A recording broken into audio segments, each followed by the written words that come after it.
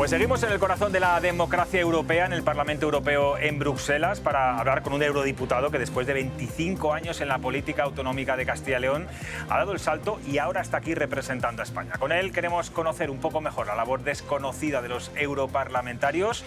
Él es Raúl de la Hoz. ¿Qué tal? Buenas noches. Muy buenas noches. Se me hace raro entrevistarle aquí, ¿eh? Siempre Pues sí. en el plato de Valladolid, en las Cortes, en la sede del Partido Popular. ¿Se ha adaptado ya aquí a este lugar o sigue echando en falta la política autonómica de nuestra comunidad? Bueno, hombre, llevo un año aquí, ya me voy acomodando, voy aprendiendo, sobre todo, conociendo este complejo mundo del Parlamento Europeo y de las instituciones comunitarias, pero por supuesto sigo echando de menos, a lo mejor cada vez más, la política en Castilla y León y sobre todo la cercanía al ciudadano que solo se tiene cuando ejerces la política en Castilla y León. Pero vamos, creo que aquí también se puede hacer un buen servicio a los ciudadanos de Castilla y León y estamos modestamente intentando hacerlo. Y desde la distancia, ¿qué es Castilla y León para Europa? Bueno, pues una percepción es la que nosotros tenemos, o la que yo personalmente puedo tener de Castilla y León, o intento transmitir de Castilla y León, y otra cosa es la que realmente se tiene. Esto es un mundo inmenso, en el que hay 27 estados y dentro de cada uno de los estados un montón de regiones. Intentar que las particularidades de tu región tengan visualización concreta en las decisiones que aquí se adoptan no es ni mucho menos sencillo. Y lo primero es intentar hacer valer esas particularidades, por ejemplo, en materia de despoblación, por ejemplo, en materia agraria, en relación con la automoción, para después conseguir que las decisiones que aquí se adopten pues, se adapten a esas características, porque evidentemente no es lo mismo la agricultura en Castilla y León que lo que puede ser en el este de Europa, y no es lo mismo la industria de la automoción en Castilla y León que lo que puede ser en el norte europeo. Evidentemente son situaciones distintas, sensibilidades muy diferentes, incluso dentro del propio partido, y al final esto es un juego de equilibrios constantes, de negociación permanente, no solo con los que tienes enfrente, sino también con tu propio partido, para al final intentar acercar el ascua a la sardina y conseguir favorecer los intereses de tu tierra, que es en definitiva para lo que estamos. Ahora andamos en el tema agrario, en el tema de la automoción, pero quiero preguntarle antes, ese mantra que existe en la mayor parte de los ciudadanos de que los europarlamentarios no sabemos en qué trabajan, que lo que aquí sucede no sirve para nada, que esto es un cementerio de elefantes. Bueno, no es su caso por su edad y por lo que estoy viendo además por los pasillos hay gente muy joven. ¿Qué es lo que más le ha sorprendido de la labor del europarlamentario o qué es lo que menos se conoce a nivel popular de lo que se trabaja aquí? Es verdad que es difícil transmitir el trabajo diario que se hace aquí. Es complicado. La forma de trabajar no tiene nada que ver con la del Parlamento español, con la de ninguno de los parlamentos españoles. ¿Fundamentalmente por qué?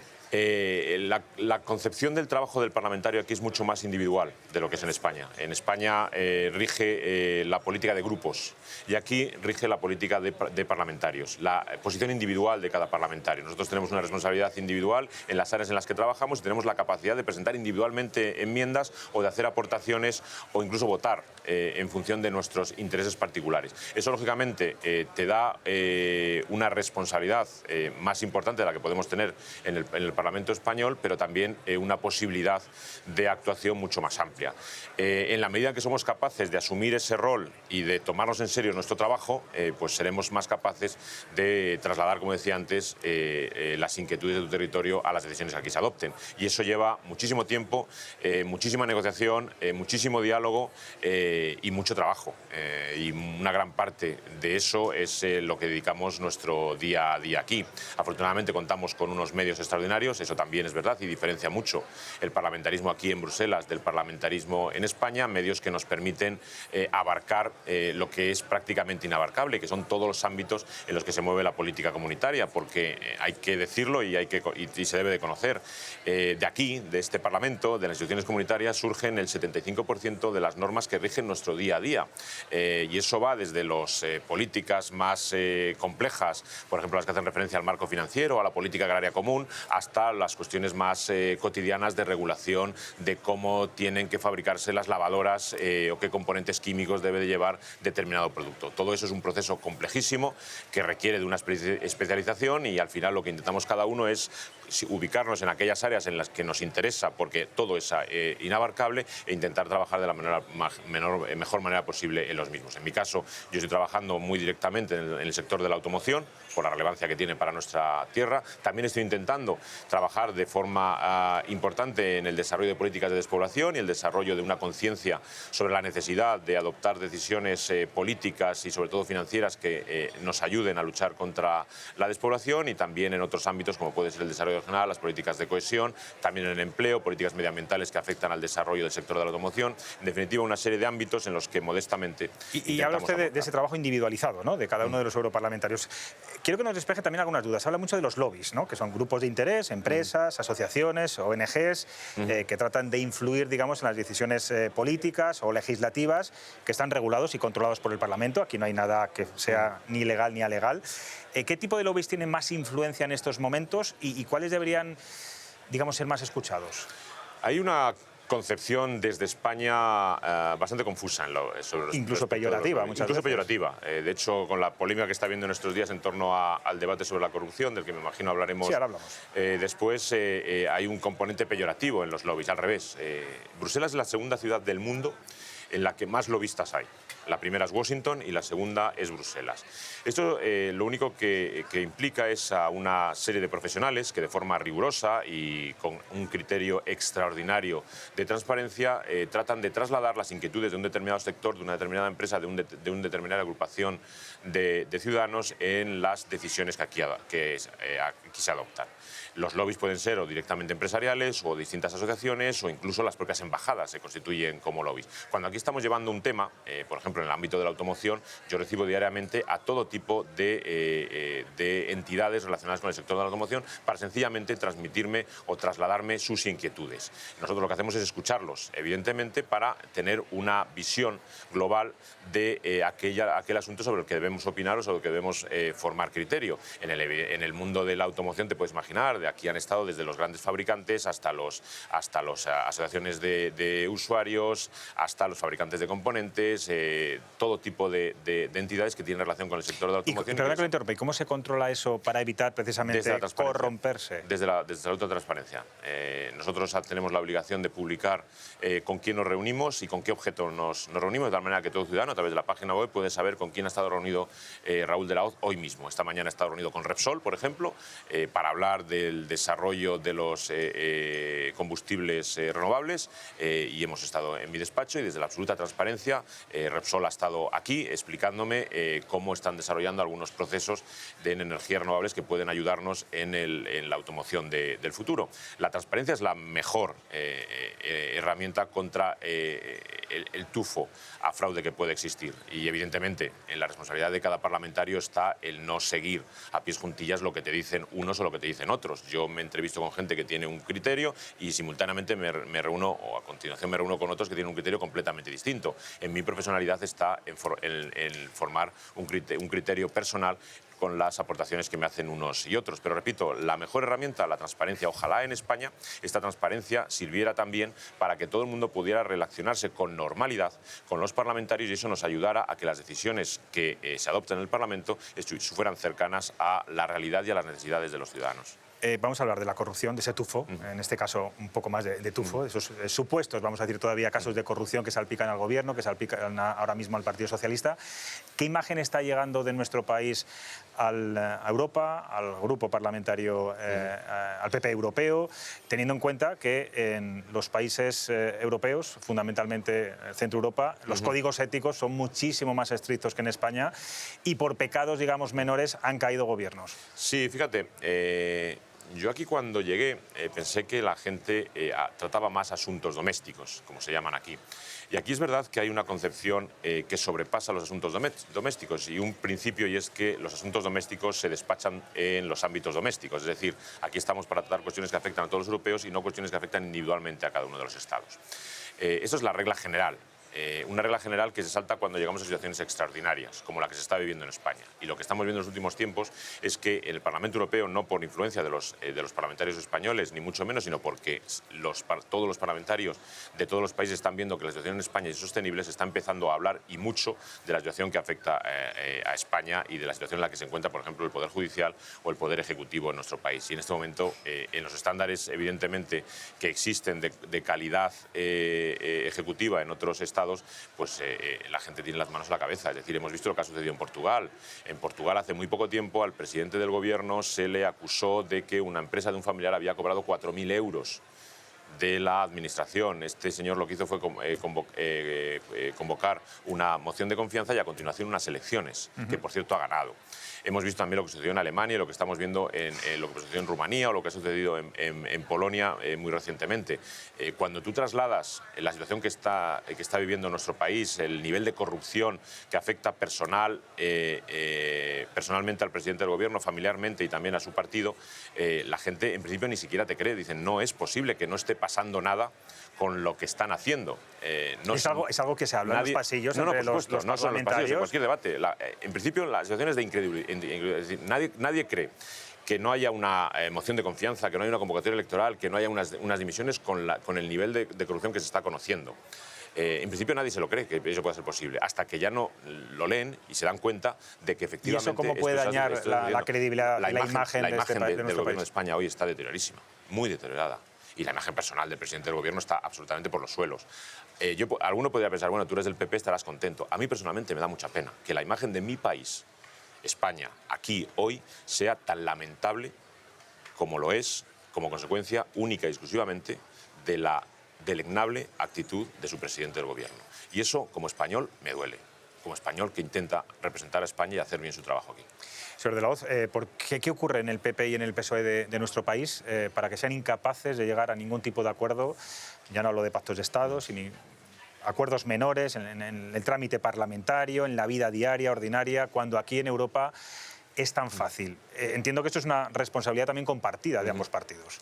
Sí, es otra de las cosas que cuando llegas aquí te das cuenta de cómo diferente es o de cuán diferente es la política en España y la política en Europa. Aquí la política se construye a través del diálogo. Aquí nunca ha habido mayorías absolutas. Desde que existe el Parlamento Europeo nunca nadie ha tenido una mayoría absoluta. Por lo tanto, la cultura es de la negociación, del pacto y del diálogo permanente. Y así se construye Europa. Algunos dicen, no, es que ustedes hablan con el Partido Socialista. Es que evidentemente tenemos que hacerlo. Porque si queremos avanzar Europa tenemos que hablar con todos. Y evidentemente nosotros somos la primera fuerza, pero la segunda fuerza es el Partido Socialista. Por lo tanto, la lógica de la negociación es que la primera fuerza hable con la segunda. Y a veces nos llegamos a acuerdos, a veces no lo hacemos. Es verdad que esta legislatura es diferente a la anterior. En la anterior la única alternativa que había para construir mayorías era a través de la suma PP-PSOE. Ahora hay otras alternativas, por lo tanto el panorama es distinto. Ahora nosotros podemos construir mayorías a nuestra izquierda o podemos construir mayorías a nuestra derecha. Lo estamos haciendo dependiendo de las situaciones, con unos o con otros. No tenemos ninguna preferencia a alcanzar acuerdos con la izquierda o a alcanzar acuerdos con la derecha. Lo que sí que tenemos muy claro es cuáles son nuestros objetivos, qué queremos hacer, cómo queremos cambiar la política europea y cómo queremos reorientar algunas de las políticas que han situado a la Unión Europea en la situación económica en la que hoy se encuentra. Y eso lo podemos hacer pactando con unos o pactando con otros, pero lo que es evidente es que lo vamos a hacer. No hay esa política de trincheras que tenemos en nuestro país. No, afortunadamente para los europeos no, y desgraciadamente para los españoles, pues yo creo que alguna vez cambiaremos esa concepción de la política y seremos capaces de asumir la responsabilidad que tenemos unos y otros y sentarnos en una mesa y pensar en qué es lo mejor para España y no lo mejor para cada partido. Y desgraciadamente hoy lo estamos viendo en relación con la corrupción del PSOE. La lógica nos llevaría a que el PP y el PSOE se sentaran en una mesa y buscaran una solución para España, no para el PSOE, para España. Y sin embargo estamos viendo de qué manera se atrinchera el PSOE con sus socios, siendo capaz de cederlo absolutamente todo, y ahora lo estamos viendo en relación con el cupo catalán, en la financiación específica para este territorio, todo a cambio de poder seguir manteniéndose en el poder. Y por eso decía que es triste para España. Hablamos de los grandes partidos, de PP y PSOE, pero es verdad que el ascenso de partidos euroescépticos en Europa marcó, digamos, las últimas elecciones. ¿Qué fuerza tienen dentro del Parlamento? ¿Qué influencia? Yo no sé si le preocupa que todo esto puede afectar al proyecto europeo. Bueno, es verdad que no solo en España en menor medida, pero en una gran parte de Europa ha crecido el euroescepticismo. Es decir, los partidos que desde posiciones populistas actúan contra el proyecto comunitario, el proyecto común que supone la Unión Europea, y están aquí representados. Los hay a la izquierda y los hay a la derecha. Hay radicales de izquierda y hay radicales de derecha con posicionamientos absolutamente contrarios a la construcción del proyecto común de la Unión Europea. Eso es una consecuencia de la situación actual que se vive en algunos estados de la Unión Europea, y también, y hay que reconocerlo, de que los grandes partidos, las grandes formaciones políticas tradicionales, históricas, hemos cometido errores que han llevado a los ciudadanos a desconfiar de los grandes partidos tradicionales y fiarse, espero que de forma temporal, en los mensajes simples, básicos, pero a la vez atractivos de algunas formaciones. Pero es verdad, políticas. señor Deleuze, que tampoco lo están poniendo fácil, porque el papel de la Unión Europea en la guerra de Ucrania lo vimos, parecía que se desdibujaba, lo estamos viendo en esta guerra comercial con Donald Trump, China por un lado, Estados Unidos por otro, Europa en el medio. Parece que, bueno, como decíamos antes con los contertulios, siempre hay que poner la otra mejilla.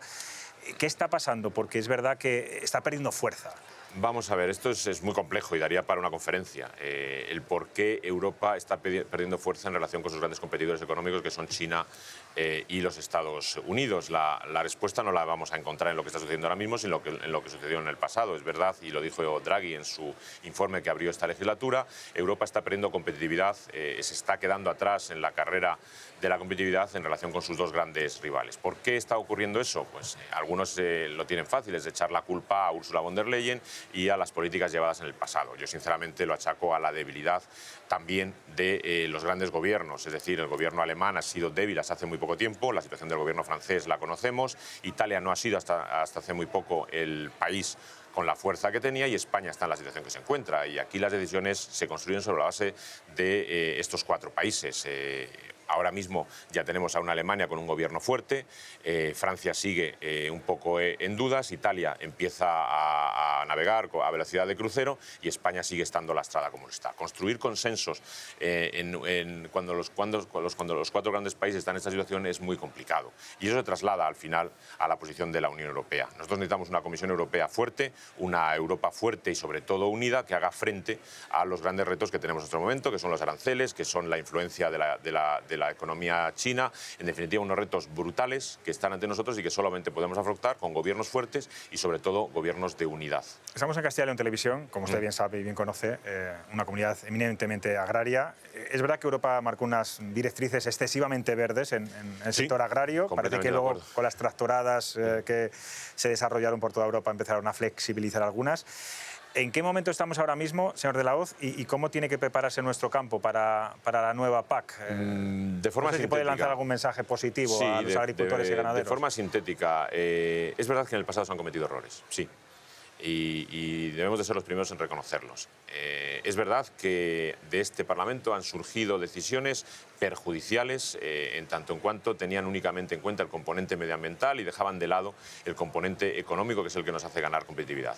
Y tenemos la firme decisión en esta legislatura, principalmente el Partido Popular Europeo, de revertir algunos de los errores del pasado y hacer una política que crea en la competitividad y que haga compatible la consecución de los objetivos medioambientales de descarbonización con los objetivos de desarrollo económico. Y también, por supuesto, en relación con el mundo agrario. Tenemos ante nosotros ahora mismo un reto extraordinario, y es conseguir una PAC justa para los ganaderos, para los agricultores de Castilla y León, en una batalla que va a ser muy complicada porque en la tarta del presupuesto comunitario entran los gastos de defensa y, por lo tanto, algunos quieren mantener también, nosotros igualmente, las políticas de cohesión, y tiene que caber una política agraria que sea justa y, sobre todo, que esté suficientemente dotada. Y eso va a exigir una lucha importante, y esa lucha y esa batalla la vamos a dar desde el Partido Popular en defensa de los agricultores, en apoyo a sus pretensiones, que son al final las pretensiones de un territorio como Castilla y León. Usted lleva, como decíamos antes, en los temas de automoción, un sector vital también en Castilla y León. Son muchas las limitaciones, la reducción de las emisiones, exceso de regulación, el vehículo eléctrico que no acaba de despegar. ¿Qué se está cociendo aquí para poder impulsar un sector del que tanta gente vive en nuestra comunidad? Estamos trabajando para un objetivo que es imponer el concepto de neutralidad tecnológica.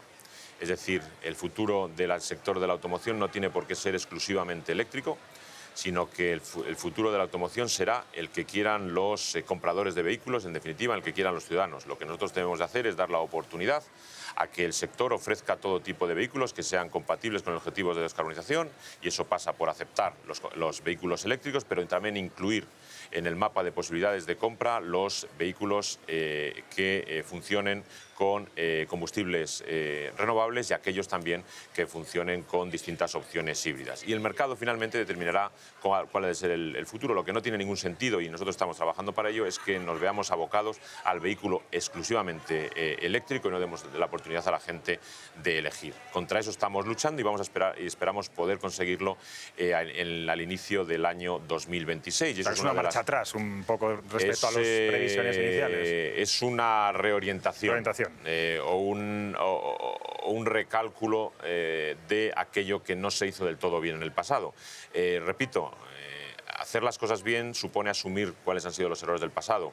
Aquí se han cometido errores y algunos estamos aquí dispuestos a intentar subsanarlos para definitivamente lanzar el sector de la automoción en Europa, que será mantener el sector de la automoción en Castilla y León, y no hace falta que diga cuál es el peso. Nos queda un minuto, señor de la Hoz. Quiero preguntarle por otro asunto. Usted es también coordinador del Partido Popular en Castilla y León, de cara también a las próximas elecciones autonómicas. ¿Ve posible una mayoría absoluta del PP o Vox va a ser de nuevo esa muleta, ese aliado necesario para poder gobernar? Yo creo que los ciudadanos de Castilla y León... Y sea realista, no me sea... Sí, ya sabes que me gusta, no lance deseos. Me gusta ser claro. Yo creo que los ciudadanos de Castilla y León han aprendido muy bien qué es Vox y para qué sirve Vox. Y si el día que haya que votar, el próximo marzo, los ciudadanos de Castilla y León primero saben reconocer qué es lo que ha hecho el Partido Popular por Castilla y León y saben reconocer igualmente qué es lo que ha hecho Vox y para qué ha servido Vox en Castilla y León, tengo claro que el Partido Popular obtendrá la mayoría absoluta. Si somos capaces de trasladarlo... Usted siempre fue muy crítico con Vox, incluso gobernando con el PP.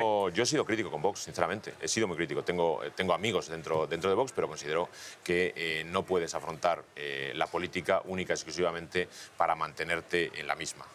En la política estás para lograr unos objetivos, no para mantenerte dentro de la misma e intentar repartirte sueldos, que es para lo que ahora mismo sirve, desgraciadamente, Vox. Por Raúl de la Hoz, muchas gracias por recibirnos aquí en el Parlamento Europeo, en Bruselas. La última vez que entrevisté se lo dije, no se olvide de la tierra, que a veces los europarlamentarios ya sabe que vienen aquí, se olvidan, no vuelven a pisar el terreno. Me consta que usted va a Valladolid y a Castilla de vez en cuando. De vez en cuando no, intento ir todas las semanas. Vale, bueno, pues entonces es suficiente. Bueno, pues siga teniendo en cuenta y defendiendo los intereses de nuestra comunidad. Gracias de verdad por estar aquí con nosotros hoy. Muchísimas gracias a ustedes. Gracias, Raúl.